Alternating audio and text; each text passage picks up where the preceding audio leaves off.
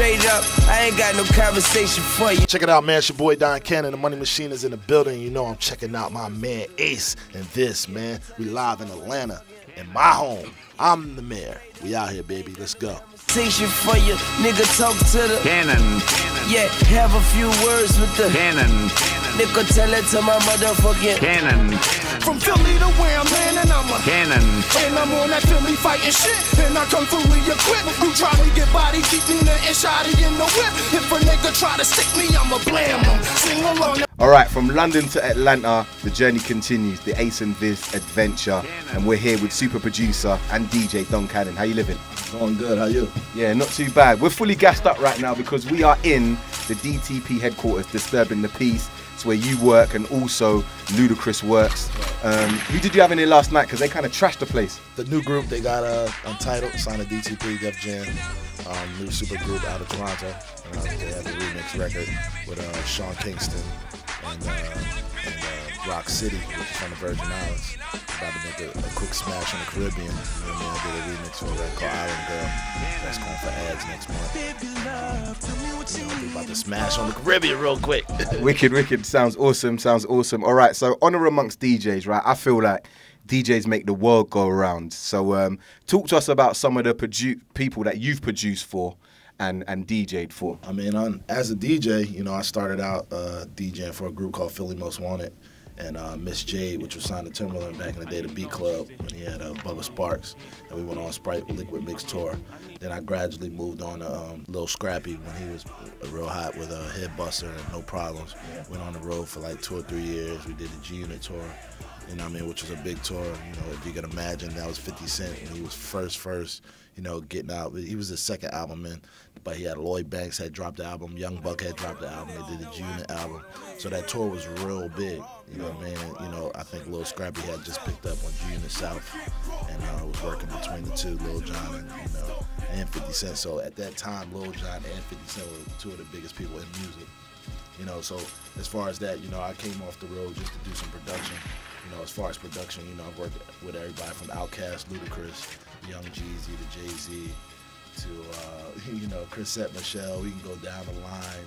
What separates you from other producers that are out there and DJs that has made you so fortunate enough to kind of link with so many big heavy hitters? I guess because we built our own fan base, you know, just being with DJ Drama, you know, throughout our career, and, you know, being with, you know, some of those artists that just got, you know, out there.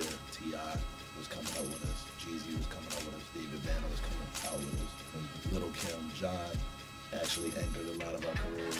So it was like, you know, we definitely just hooked up and stayed in the room with everybody. So we kind of just gradually moved with everybody. And, you know, as me doing that, you know, the DJing I was doing, I'm producing, you know, I slid beats in and out. You know what I mean? Just on some slickness. And, you know, it definitely got to the people that needed to be listening to it. And there it was. You know, I was mad at MTV not too long ago because I put out, you know, 10 classic projects last year and not even had a mention as one of the top, you know what I mean? And I felt like some of the cats that were in that list had no idea what music is. They're just picking up some new and running. You know what I mean?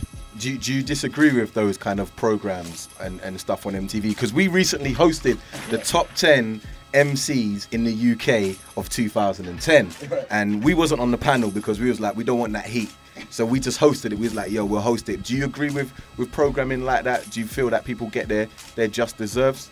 I'm actually glad because, you know, at first when I seen it, I felt like it was a smack in the face because I did a lot with MTV, I did a lot with XXL, which really paid a lot of homage to me as a magazine. Big up to XXL, but you know, it kind of like it destroys what you're doing. Yeah. So it's kind of like you get smacked in the face after a while, but after a while it's like, man, I built the railroad. You know what I mean? I don't care what they say. Yeah. You know what I mean? Because they're gonna see me. You know what I mean? Yeah. And then they'll enjoy it then. And then I'm like, see? It's crazy because there's an MC in the UK called Gets, which is short for ghetto, like which he can relate to. Basically, within 24 hours of that program, the top 10 MCs being aired, and him seeing he wasn't in it, he released a song, went to the studio, wrote the song, produced the song. then done the video, then was on 2 national radio stations within 24 hours, stating his case. You gotta respect that, you know what I mean? Even with artists that, you know, I don't know who it is, if it's not as good or it's not, you know, what you lived up to be, but you gotta respect at the end of the day that you produced it, he did the video, he rapped, he thought about it, Just everyone on he the actually panel. paid for the studio time to get it. Like, that's not cool. Big up to J. Cole. He recently, without no UK release, he sold out a couple shows in the UK, like Full House.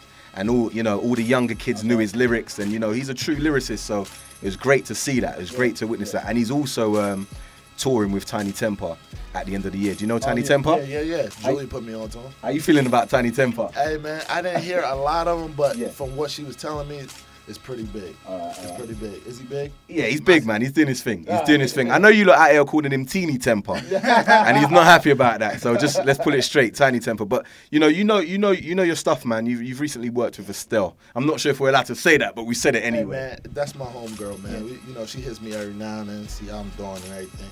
And you know, we built a great relationship. You know what I mean? And you know, we got new records about to come out. Yeah, I'm saying it still. You know what I mean? It's about to come out about 4 or 5 weeks from, you know, April, and early May, June. And, you know, that's our first single, and it's good, it's smooth. Rick Ross is on it. I ain't gonna tell you the rest when I'm grabbing for the remix. Pow! But, you know, he's on it, and we gonna go hard with this. It's a different sound for her. People gonna like it, you know, it's smooth. Why did you pick Rick Ross, you guys? Actually, this is a funny story. Yeah. Back when I was doing some beats about a year ago, I had made that beat for Rick Ross and Mary J. Blige. A few rappers have been caught out recently with some tax problems. I mean, Wow, what I saw on the blogs today, I mean, that's a crazy tax bill. Who's on the blog today?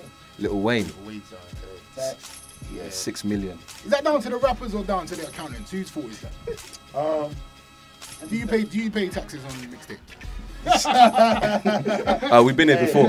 I think what's happening now is, you know, music's been a big business. You know, for years, money wasn't being generated well unless it was a big company involved.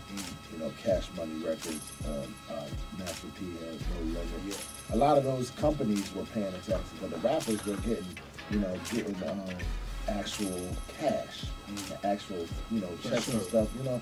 And it's hard when you're being in that world and you can't really say to yourself, man, am I going to pay those taxes on $15,000 I just did for a show right there?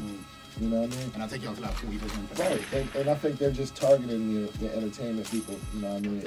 I've had my tax trouble, it just hasn't publicized. You know, it's not because we're not paying taxes, it's just how do you gauge that?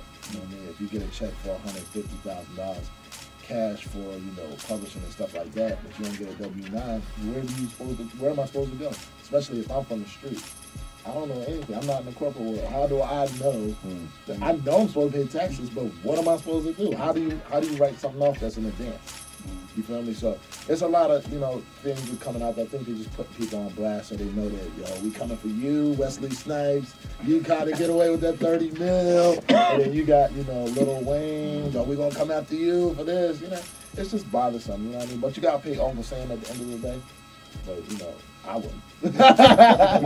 Any last projects you want to just let the world know about? I'm actually working on my album finally after 2 years and announcing it. About time. Yeah, when I split from the affiliates, I really, you know, basically was like, yo, I'm going to album. I just got super hyped. But I was just trying to test the waters and just see what the world was going to be as far as music. But now that I got a grasp on it, you know, I got a couple helping hands right now. So I'm gonna start, you know, gradually going into, you know, I'm going for Khaled. You know, I'm going for Khaled. I'm going for everybody that's putting out a record. I just want to do it, you know, big, you know, and hopefully it's accepted in that world. You know what I mean? I want a well-diverse album. Make sure we get some UK MCs on that album, yeah? We'll sort that out. I actually going to take a trip out there, probably later in the summer. I'm going to get with y'all, and y'all going to take me everywhere. Definitely. You know what I mean? I ain't going to bring no chains and no, you know, Hollywoodness. We just going to come out there and we going to work. I'm going to bring 1,000 beats. I'm going to bring some of my producers who's going to go out and walk around. Going to be with y'all. You know what I mean? He's going to bodyguard for me. No problem. Big guy going to, you know what I mean? I'm going to work on that. And then, you know, just various projects. You know, we got Jeezy about to come out with an album and a mixtape. And you got Pharrell. We about to do a project with Pharrell, which is going to be huge. And then, you know, just a couple others. And just expect more, you know, more progress and bigger projects this year, you know, than last year. Cannon. Thank you real much.